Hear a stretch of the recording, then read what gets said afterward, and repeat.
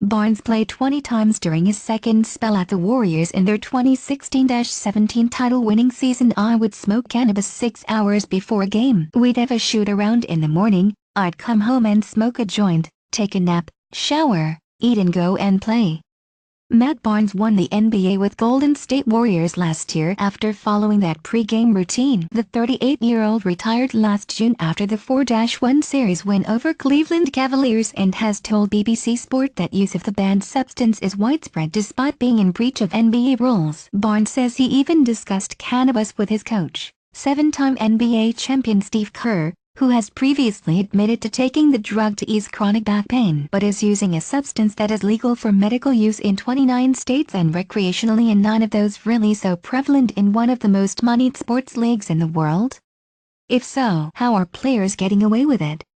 And what is the NBA doing about it? Why are players using cannabis? Cannabis has been a part of Barnes' life since he was 14. But he refutes suggestions that he is addicted. During his 14 seasons in the NBA with 7 different teams, he used it to manage pain, to relax and to help him sleep, and says it brought me peace of mind. This story is echoed by several of Barnes' contemporaries in a sport where athletes are often asked to play several high-intensity matches in distant cities within the space of a few days. Former NBA power forward Kenyon Martin, in an interview with Bleacher Report in April, estimated that 85% of NBA players smoked weed during his career. And one of Barnes' former Warriors teammates, Al Harrington, has taken his cannabis use into retirement by founding a medical marijuana company. Harrington, right, played for teams such as Indiana Pacers, Golden State Warriors and Denver Nuggets. Harrington, who played 16 seasons in the NBA before quitting in 2014, says he first smoked cannabis following a Warriors game in 2007. He then smoked it during the off-season for 7 years and used gel capsules and creams containing cannabis between matches to manage pain. Even the coaches and owners are using it, the former Denver Nuggets power forward told BBC Sport. "Each team I played on had at least 5 smokers and not once did they arrive at a game under the influence." The 38-year-old, who resorted to cannabis following knee surgery in 2012 after seeing how it helped a relative's glaucoma, has a vested interest but is a staunch advocate of the drug. He argues that it is unfair to prevent players using cannabis in U.S. states where it is legal. Why are they living by a different standard to the people that come and watch them play? And he believes the side effects are less harmful than the anti-inflammatory pills he took every day from the age of 19 until he discovered cannabis almost 8 years later. That view is supported by the National Institute on Drug Abuse, who state that every day, more than 115 people in the United States die after overdosing on opioids. But who knows what they were doing to my body? Is it legal in the U.S.? And what are the risks? There are only 4 U.S. states where cannabis is entirely illegal. Harrington says, "I wasn't addicted to opioids. It is permitted for medical use in 29 of the 50 states, and recreational use in 9 of those. A further 17 allow use of the non-psychoactive components of the drug, limited THC. Just like in the UK, it is illegal to possess, use, buy, sell, or grow cannabis in the US, at a nationwide level at least. However, 29 U.S. states have passed legislation allowing medical use of the drug, and 9 of those states permit recreational use. So far, so simple. So far, the U.S. government has not enacted federal law in these instances, meaning companies such as Harrington's have sprung up across the country. However, the U.S. Food and Drug Administration, FDA, the government agency responsible for regulating drugs, has not approved cannabis as a safe and effective drug for any indication. And the World Health Authority, WHO, says the side effects include impairing learning, memory, attention and coordination, as well as addiction in chronic users. In 2017, they concluded that the non-psychoactive component of cannabis does not appear to have abuse potential or cause harm. Cannabis, the science behind super-strength skunk. So what is the NBA doing?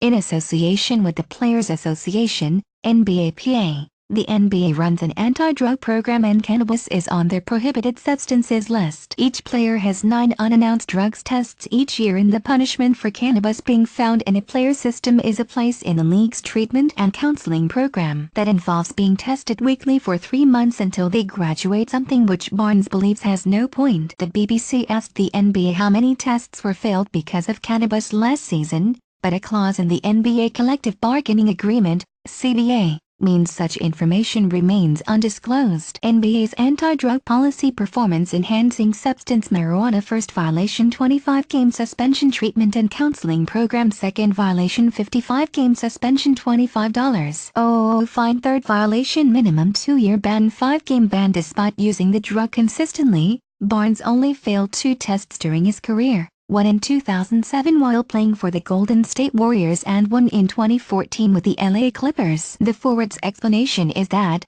after the initial fear of being caught subsided, he just became better at navigating the testing system. I understood how much I could smoke and get it out of my system before my next test, he says. Everyone from your rookies to the top players are using cannabis. If we're still out there doing our jobs, we shouldn't be penalized. Harrington found similar ways to manipulate the system but concedes he was almost hoping to get caught so he had a platform to discuss the issue. He maintains that, had he been able to use cannabis freely, he could have extended his career by 2 or 3 years. What is the NBA saying about it? Media playback is not supported on this device. Newsbeat hears from 2 scientists who studied cannabis earlier this year. The World Anti-Doping Authority, WADA, removed one of the active ingredients of cannabis, the one associated with medical benefits, from its ban list. And Harrington says the NBA has responded to that by discussing the issue behind closed doors. Allowing the medical component, CBD, will break down the barrier, then allowing psychoactive element, THC, will come soon after, he says. But THC is the elephant in the room. People just don't want to see guys sitting smoking and then showing up to games playing high.